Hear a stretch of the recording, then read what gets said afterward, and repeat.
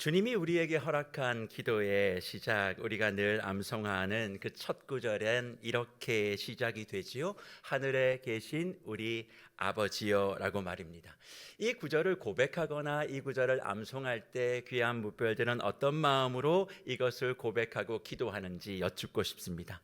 사실 관성적으로 이 구절을 따라 할 때가 참 많이 있어요. 그냥 하늘에 계신 우리 아버지여 라고 그냥 이렇게 고백한다는 거죠. 하지만 이 구절의 의미를 정확하게 이해하고 기도의 자리로 나아가서 하나님 앞에 엎드리게 되어지면 반드시 하나님이 허락하신 기도를 잘 이행하는 사람에게만 허락되어진 그 복이 임하게 될 줄 믿습니다. 그렇다면 하늘에 계신 우리 아버지라고 말씀하신 주님이 허락하신 이 기도에 어떤 의미가 담겨져 있을까요? 사실 우리는 어릴 때부터 이런 질문을 많이 했고 지금도 이 자리에서 이 질문을 하시는 분들이 저는 있으리라고 생각합니다. 하나님이 어디 계시냐는 거죠. 하나님이 어디 계실까? 이런 질문을 하시는 분들, 혹은 자녀들이 하나님이 어디 있어요? 라는 질문을 누군가가 나에게 했을 때 그것에 대하여 뭐라고 말씀하시겠습니까? 대부분 우리는 그런 질문을 받으면 하나님은 내 마음 속에 있다고, 내 영혼 속에 있다고, 나와 함께 하신다고 그렇게 대답을 합니다. 그렇습니다. 나의 영혼 속에, 나의 심령 속에 하나님은 여전히 함께 계시고 나와 밤낮 동행하고 계신다라고 하는 그 말 틀리지 않습니다. 예수 그리스도를 구주로 믿으면 그의 영이 언제나 내재하시기에 지금도 하나님은 우리와 함께 계심을 우리는 믿는 것이지요. 하지만 이런 고백은 그냥 나의 믿음의 영역에서 할 수 있는 고백입니다. 이것을 하나님의 본성과 본질에서 한번 접근해 보자면 사실 하나님은 내 영혼 속에 계신 게 아니에요. 본질과 본성의 관점입니다. 하나님의 본질과 본성의 관점으로 생각해 보면 사실 하나님은 하늘에 계신 게 맞아요.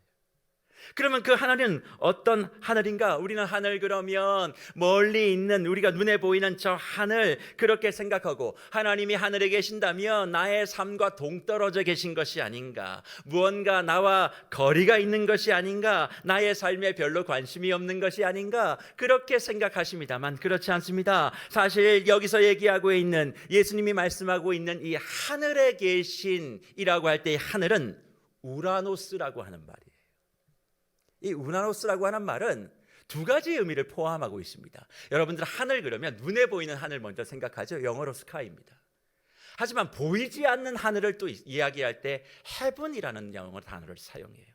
우라노스는 이 스카이와 heaven이 합쳐져 있는 말입니다. 눈에 보이는 하늘뿐만 아니라 보이지 아니하는 그 하늘에 계신다. 그래서 예수님이 십자가에 죽으시고 부활하시고 난 다음에 승천을 기록하고 있는 사도행전 1장 11절, 예수님이 어디로 가셨어요?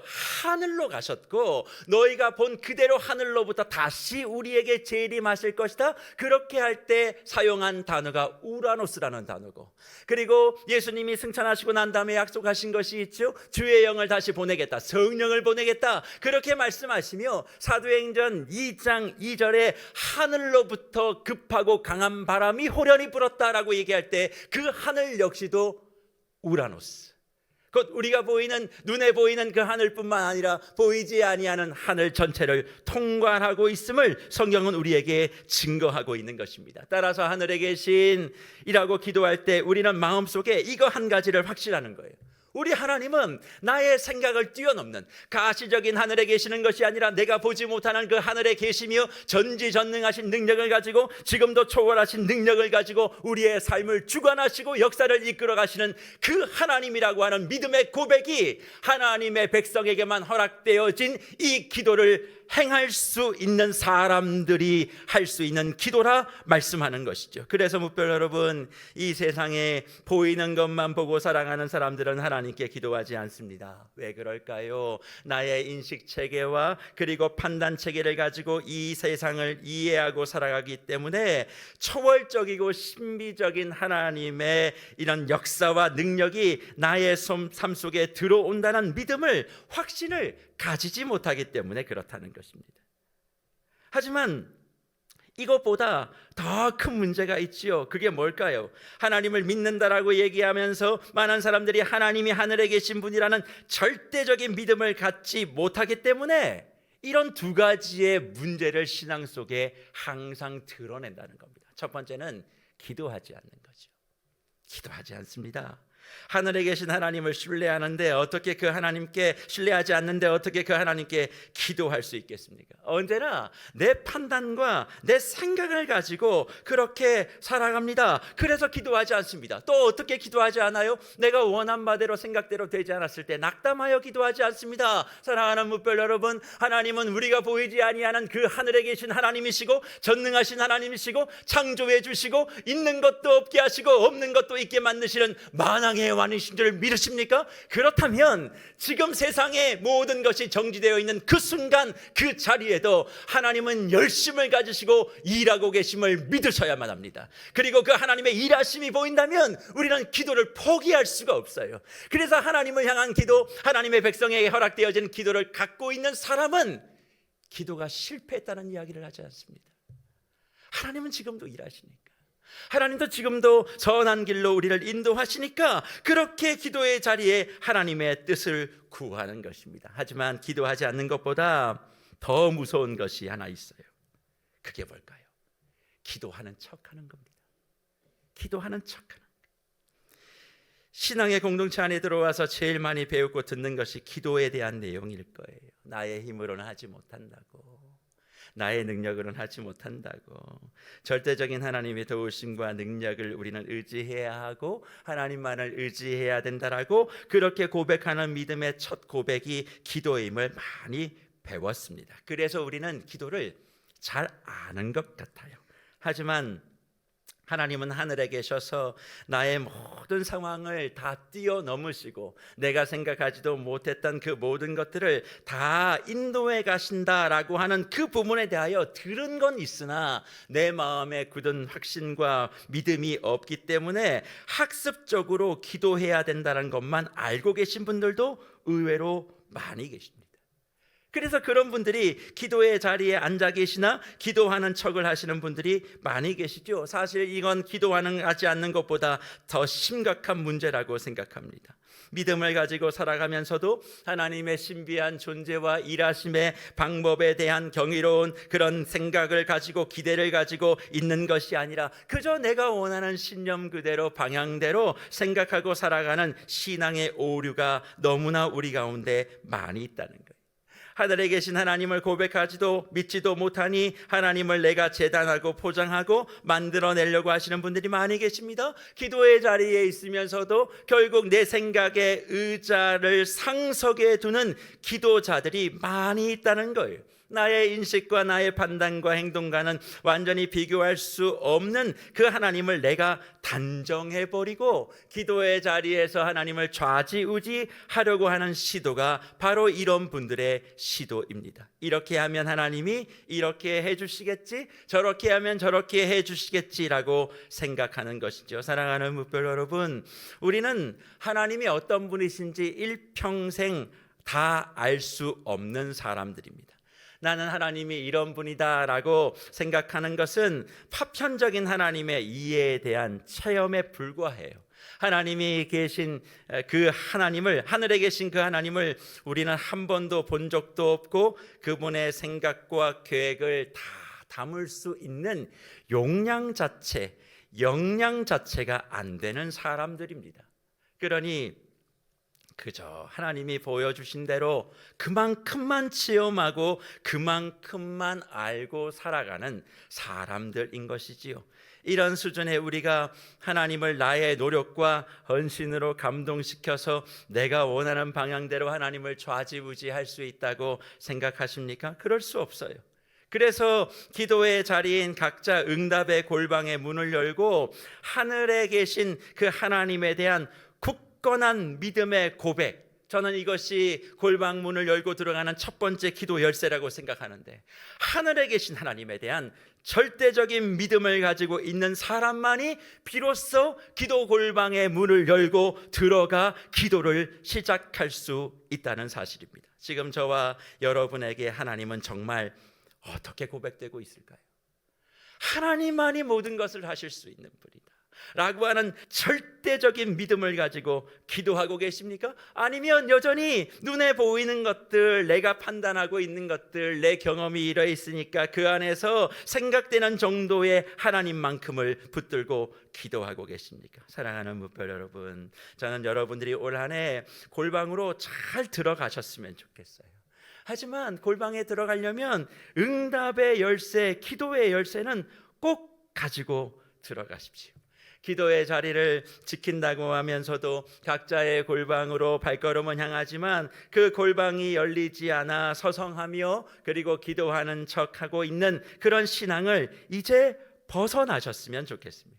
하나님이 바로 기도를 들으시고 응답하시고 나의 삶 속에 들어와 나의 경험을 압도하시는 하늘에 계신 하나님에 대한 믿음을 가지고 기도의 자리를 잘 서시는 저와 여러분이 되시기를 축복합니다. 삶에 대한, 사역에 대한 누구보다 대단한 이해와 경험을 가지고 계신 분들이 이 자리에 많이 계실 거예요. 나름대로 합리적이고 상식적이란 말을 그렇게 하면서 참으로 많은 사람들 앞에 현명하고 지혜롭게 보이시는 분들이 계실 겁니다. 하지만 성령의 기름 부으심이 없는 합리성과 상식적이라는 그 말 때문에 기독교 신앙의 능력이 얼마나 많이 회파되었고 삶의 현장에서 교회의 공동체가 어려움을 경험했는지를 잘 되뇌어 보셔야만 합니다. 상식의 저와 여러분의 합리성에 하늘에 계신 하나님의 능력이 집중포화되어 압도되는 은혜가 있기를 축원합니다. 그래야 기도할 수 있어요. 누구나 기도할 수 있지만 그래서 아무나 기도할 수 있는 것이 아닙니다. 기도의 자리에 나와서 졸면 무슨 소용이 있겠어요? 예배의 자리에 남아서 딴짓하면 무슨 소용이 있겠어요? 하나님의 말씀에 귀를 열고 마음을 열고 듣지 아니한데 그게 무슨 소용이 있겠습니까? 주님의 이름을 부른들 그게 무슨 능력이 있겠습니까? 그저 하늘에 계신 그 하나님 앞에 납작 엎드려 주님 말씀하여 주시옵소서. 내가 겸손히 듣겠습니다. 내가 원하는 말이든 그렇지 않는 말이든 그저 주님의 말씀이라면 내가 따라가겠습니다. 그렇게 하나님의 사람이 된 사람만이 골방의 기도의 문을 열고 들어가 하나님의 이름을 가지고 주님 앞에 기도하게 되는 것이며 그 기도의 열쇠를 가지고 나오는 사람에게만 하나님이 응답의 복을 주신다 약속한 것이 아닙니까?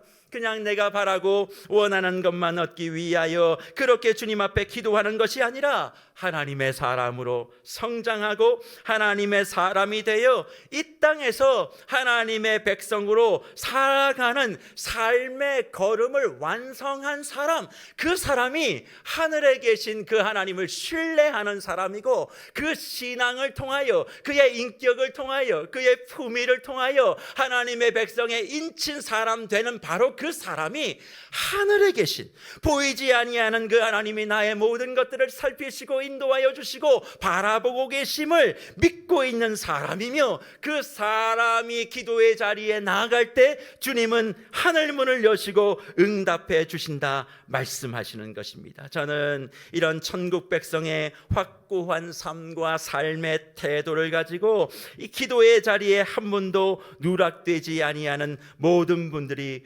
되시기를 축복합니다. 다시 한번 내가 믿는 그 하나님이 하늘에 계신 하나님이신지를 점검해 보세요. 하나님의 생각보다 내 혈기와 내 성격과 내 의지가 먼저 튀어나왔다면 다시 하나님의 백성답게 하나님이 하늘에 계신다는 걸 믿는 사람을 먼저 회복하시고 기도의 열쇠를 들고 골방으로 나오시는 저와 여러분들 되시기를 축복합니다. 하지만 하늘에 계신 하나님에 대한 분명한 믿음으로만 기도의 골방 응답의 문이 열리는 것일까요? 그렇지 않아요. 또 하나의 열쇠를 가져와야 그 기도의 문이 열리는데 그 또 하나의 열쇠는 우리의 기도라는 열쇠입니다. 우리의 기도라는 열쇠. 이게 무슨 말입니까? 보통 저와 여러분의 기도는 거의 대부분이 개인 중심적인 기도라는 것을 부인할 수 없습니다. 하나님은 살아계시며 하늘에 계신 창조와 부활의 능력을 가지고 계신 것임을 내가 믿습니다. 지금 제가 이런저런 문제가 있습니다. 이해되지 않지만 이 모든 것을 뛰어넘는 하나님의 그 능력이 나의 삶에 개입하여 주시고 모든 것을 간섭해 주시고 내가 처한 이 부분을 해결해 주시라고 하는 여러 기도 제목을 가지고 우리는 기도의 골방문으로 향합니다. 하지만 우리가 아무리 신비한 능력을 믿고 기도의 자리에 나아가도 이상하게 기도의 문이 반만 열릴 때가 있어요. 왜 그럴까요?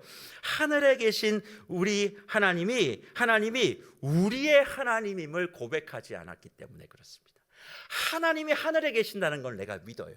근데 그 하나님이 우리의 하나님이라는 것을 고백하지 않기 때문에 기도의 문이 반만 열리는 것입니다. 사랑하는 뭇별 여러분, 골방의 기도의 문을 열고 응답의 창을 활짝 열고 싶으시다면 나의 기도가 아닌 우리의 기도라고 하는 열쇠를 가지고 나아가십시오. 사실 저와 여러분이 착각하고 있는 한 가지가 있는데 그것은 주님이 허락하신 이 기도문을 따라가다 보면 마치 하늘에 계신 우리 아버지라고 얘기할 때 이 우리 아버지를 나의 아버지로 인식하시는 분들이 많다는 거예요. 하늘에 계신 우리 아버지, 그래 내 아버지, 나의 아버지가 내 기도를 들어주시는 거야, 이렇게 생각하시는 분들 계시죠? 하지만 이 의미는 그런 의미가 아니에요. 그러면 왜 우리 한국교회는 자꾸 우리 아버지를 나의 아버지로 인식하게 될까? 그거는 한국 사회의 문화적인 부분들 때문에 그렇습니다. 집에 있는 아빠와 엄마를 어떻게 부르십니까? 우리 아빠, 우리 엄마라고 부르지 내 아빠, 내 엄마라고 부르시는 분들을 찾아보신 적 있어요? 우리 사회 문화가 그래요. 우리를 나로 인식하는. 그래서 우리 아버지도 내 아버지라고 생각해 버린다는 것입니다. 하지만 본문에서 얘기하고 있는 내용은 그런 내용이 아닙니다. 주님이 허락하신 기도에 나오는 우리 아버지는 우리가 생각하는 그런 의미가 아니에요. 그러면 무슨 의미가 있는가? 이것은 공동체를 향한 화합과 화해로서의 우리입니다.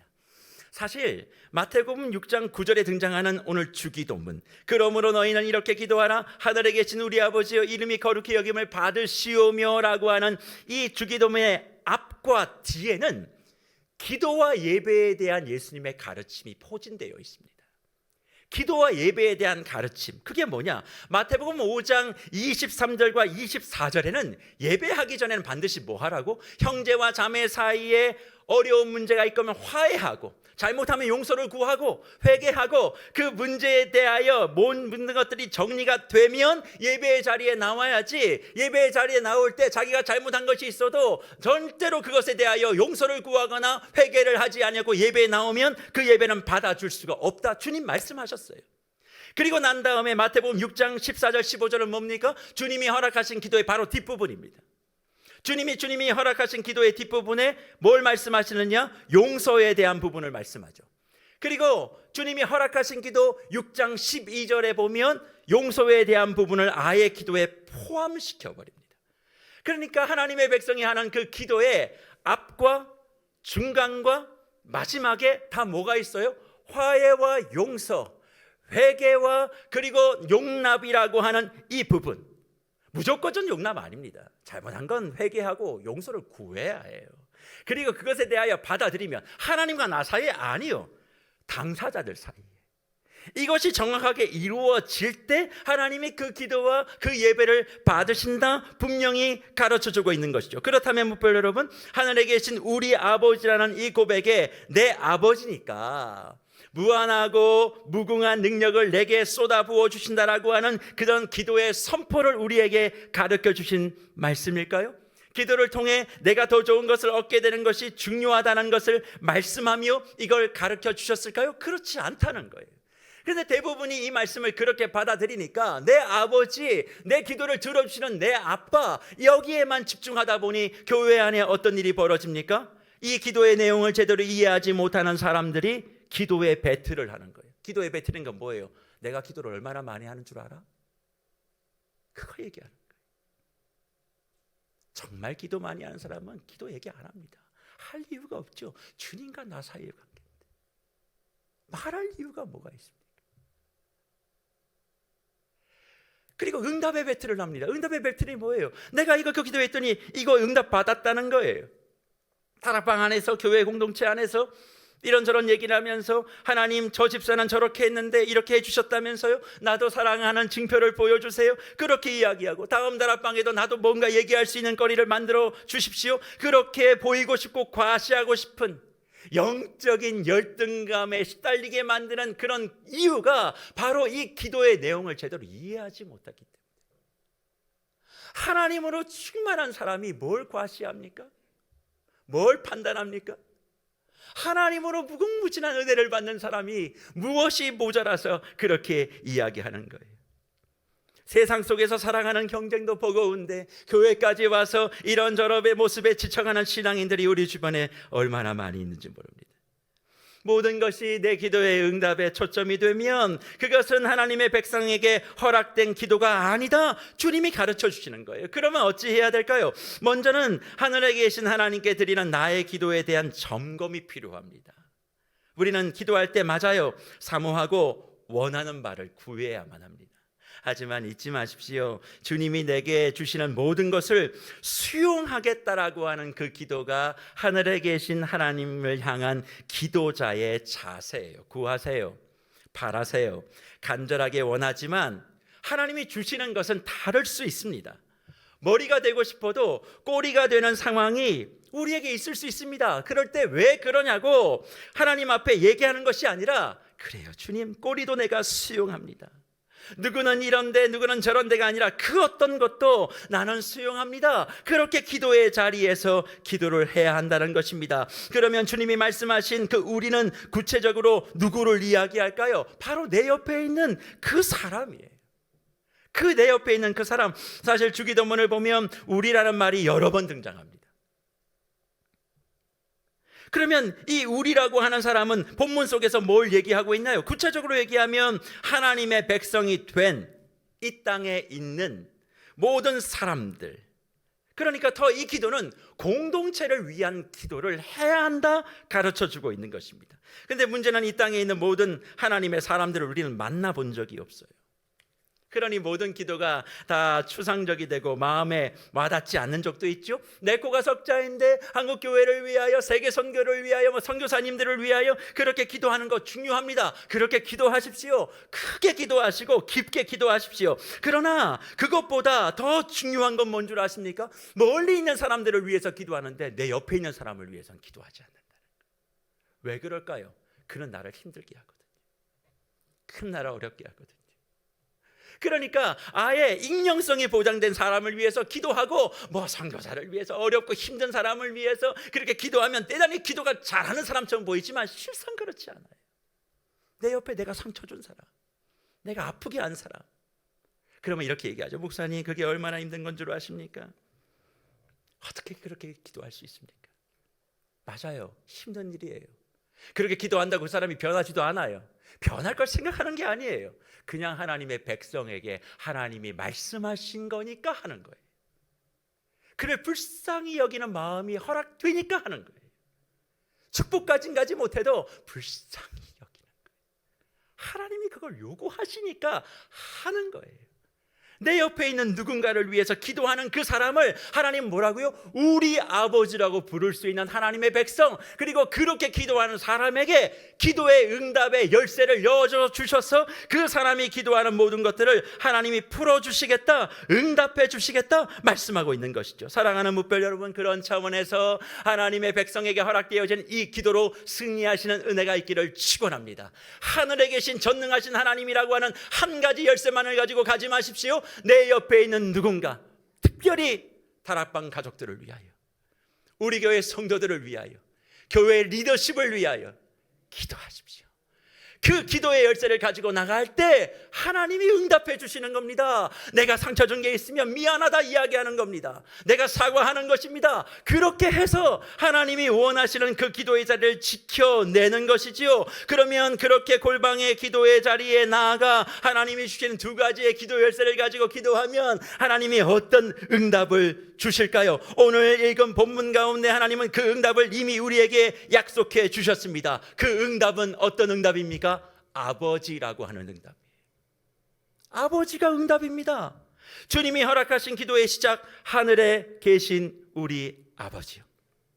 이 한 문장에 두 가지의 기도의 열쇠와 한 가지의 응답을 주님이 먼저 선언하셨어요. 사실 우리를 초월하여 계시는 하늘 아버지, 내가 중심이 아닌 내 다락방 우리 교회 성도와 리더를 위하여 기도하지 않으면 골방의 기도의 문이 열리지 아니하고 내가 원하는 바를 아무리 이야기해도 골방 기도가 되지 않기에 응답되지 못한다, 그렇게 말씀하고 있습니다. 그런데 이 두 가지 열쇠를 어렵지만 가지고 나와요. 그런데 그 응답이 뭡니까? 아버지래요. 얼마나 이게 기가 막힙니까? 생각해 보십시오. 창조와 부활의 하나님이 왜 저와 여러분의 기도를 들으셔야만 합니까? 왜 하나님이 우리의 필요를 넘는 것에 다 공급과 채움을 해 주셔야 하나요? 하나님 앞에 저와 여러분의 삶이 그렇게 응답받고 축복받아야 할 이유가 단 한 가지라도 있습니까? 하나님이 기도 응답을 해주지 않으면 그렇게 억울해 하시는데 억울해할 근거가 단 한 가지라도 있느냐고요. 하나님의 말씀에 100이면 100 다 순종하십니까?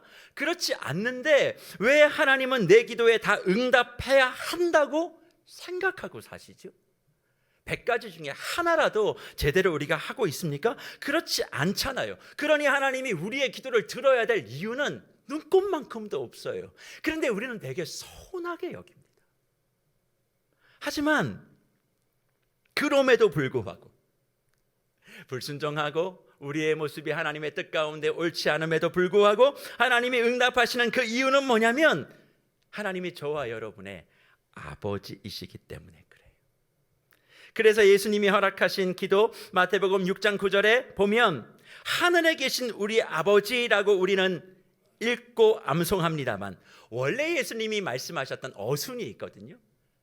예수님이 말씀하셨던 그 어순은 파텔이에요. 파텔은 아버지입니다. 아빠. 파텔 헤몬 호엔 우라로스 이렇게 돼 있단 말이에요. 그러니까 뭐냐면 주님은 응답을 먼저 전제하고 이 기도를 약속하신 거예요. 허락하신 거예요. 응답할 거다. 아버지가 너의 응답이다. 아버지가 하늘에 있다는 걸 믿어라. 그리고 공동체의 기도를 시작해라. 그러면 아버지가 네가 어떤 모습이든 다 응답해 줄게. 응답의 전제를 우리에게 가르쳐 주시며 기도를 허락하신 겁니다. 그러면 하나님이 우리의 아버지가 되는 이 사건은 도대체 우리에게 어떤 능력이 있을까요? 그것을 살피려면 이스라엘이 애굽의 노예가 되었던 그 시절 하나님이 자신과 이스라엘의 관계를 정리한 사건이 있는데 출애굽기 4장 22절의 말씀인데 이러합니다. 너는 바로에게 이르기를 여호와의 말씀에 이스라엘은 뭐라고요? 내 아들 내 장자라 그렇게 얘기합니다. 하나님이 이스라엘을 내 아들과 내 장자로 선언해 버리신 거예요. 영적인 이스라엘인 저와 여러분에게도 하나님은 계속 뭘 말씀하실까요? 너는 나의 장자고 나의 아들이다. 그렇게 말씀하고 있는 것이 아닙니까? 내가 어떤 상황과 어떤 형편에 있더라도 찾아오셔서 분명히 메시지를 주십니다. 너는 나의 아들이고 너는 나의 딸이다. 나는 너를 포기하지 않았다. 나는 너를 고아와 같이 내버려 두지 않는다. 어떠한 모욕을 받아도 어떠한 수치를 당해도 너를 지키고 보호할 이는 나밖에 없다. 그렇게 말씀하시며 너는 다른 것에 관심 갖지 마라. 오직 너의 응답인 하나님 아버지 한 분만을 바라보며 기도의 자리를 서서 교회의 공동체, 신앙의 공동체를 향한 기도의 자리를 지키면 내가 너에게 약속한 모든 것을 다 주리라 약속해 주시는 줄 믿습니다. 그러니 하늘에 계신 하나님, 우리 아버지가 되시는 그 하나님을 기도의 자리에서 응답으로 만나시는 저와 여러분들 되시기를 축복합니다. 그래서 요한복음 1장 12절에 주님이 무엇을 선포하십니까? 영접하는 자, 곧 그 이름을 믿는 자들에게는 하나님의 자녀가 되는 권세를 주시겠다 그렇게 말씀하셨습니다. 여기서 말하는 권세는 이 세상의 부와 명예가 아닙니다. 이것은 하나님의 자녀가 되는 권세입니다. 하나님의 자녀가 되기만 하면 모든 것을 다 책임지시겠다는 거예요. 이 세상 부모로 살아가는 많은 분들을 한번 대답해 보십시오. 자녀들에게 아무리 많은 것을 해준다 할지라도 부족함이 짝이 없음을 고백합니다. 나는 최선을 다해서 해줬다라고 얘기함에도 불구하고 너무나 부족한 것이 많아서 마음이 아플 때가 많지요. 그런데 진짜 부모라면 아무리 어렵고 힘든 상황에도 뭐 하지 않아요? 자식을 포기하지 않습니다. 내가 해주고 싶은 걸 다 못해도 하지 못하는 한 가지, 자식을 포기하지 못하는. 하나님이 그러시다는 거예요. 하나님은 부족함도 없습니다. 모든 게 무한하십니다. 모든 게 전지전능하십니다. 그 부족함이 없고 무한하신 그 하나님께서 저와 여러분을 뭐 하지 않으시겠다고요? 포기하지 않으시겠다고. 그렇게 말씀하시는 것 아닙니까?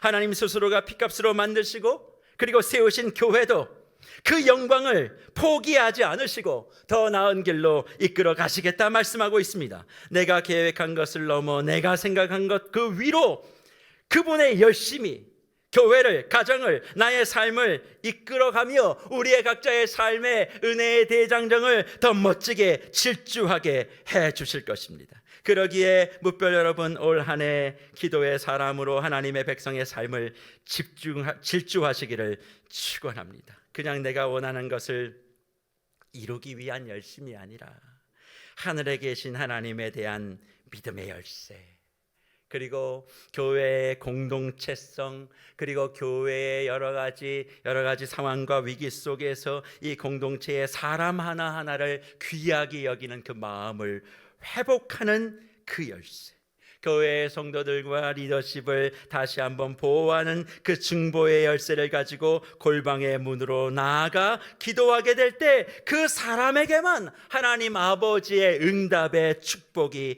체험될 줄 믿습니다. 힘들다고 도망가지 마십시오. 지금 바로 골방의 열쇠가 하나가 아닌 2개를 챙기세요.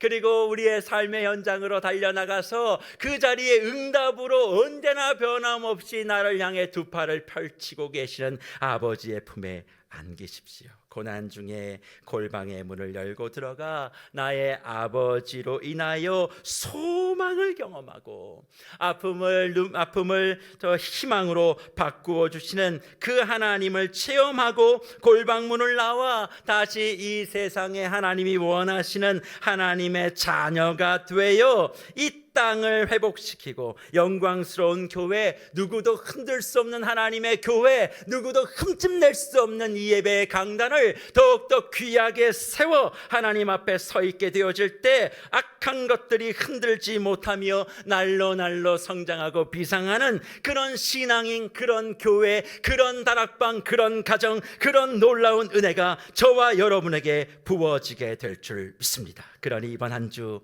각자의 골방의 자리에서 서성서성 머뭇거리지 마시고 오늘 2가지의 열쇠예요. 하늘에 계신 하나님, 우리 아버지이신 하나님, 이 2가지만 내가 회복하며 기도하겠습니다. 주여 은혜를 베풀어 주시옵소서. 그 마음을 가지고 기도하시며 하나님의 백성다운 삶을 온전히 살아내시는 저와 여러분 되시기를 간절히 축원합니다.